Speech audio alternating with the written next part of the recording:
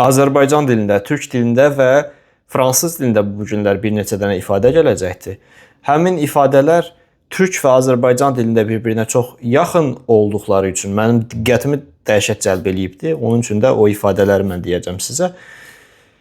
Və sonra da fransızca tərcümələrini deyəcəm. Bu ifadələrdən, sözlərdən birincisi, feillərdən birincisi deməli diksinməkdir. Diksinmə ifadəsi bilirsiniz də Azərbaycan dilində var. Tutaq ki, bir nəfər gəldi, qapını açdı, qorxdunuz, diksindiniz və budur. Düzdür?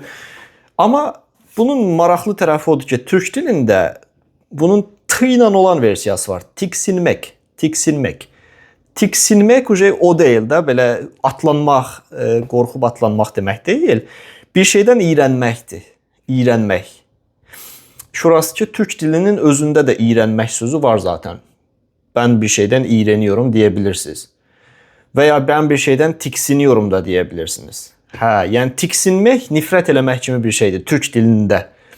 Amma Azərbaycan dilində sırf şey deməkdir, qorxub atlanmaq deməkdir. Bəs yaxşı, onda bu qorxub atlanmağa türk dilində nə deyirlər? Türk dilində ona irkilmək deyirlər. Mesela irkildim. Kapıyı açınca birisini gördüm ve direkt irkildim gibisinden. Bu şey olur diksinmək. Bizim diksinməyimizə irkilmək uyğun gəlir. Ona görə də buradan deməli 2 dənə fransız dilində söz çıxacaqdır. Sursauter feili. Sursauter bizim diksinməyimiz, türklərin irkilməyi olur. J'ai sursauté quand j'ai vu une personne devant moi. Qarşımda kimsə görən kimi diksindim. İrkildim karşımda birisini görür görməz. Bir də ki, être dégoûté. Être dégoûté şey deməkdir. Bizim iyrənməyimiz, mən iyrənirəm, je suis dégoûté və türklərin də tiksinməyi.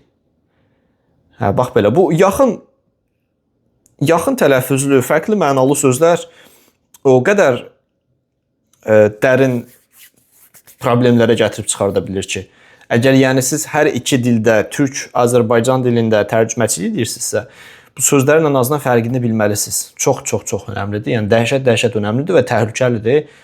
Şəkil sözü var məsələn. İndi bu videonu bitirəcəm. Şəkil sözü var, bilirsiniz. Bizdə şəkil sözü tam fərqli bir şeydir. Türklərdə tam fərqli bir şeydir. Yəni bunlar dəhşətli, pis nəticələrə gətirib çıxarda bilər. Oldu, sağ olun, hələlik.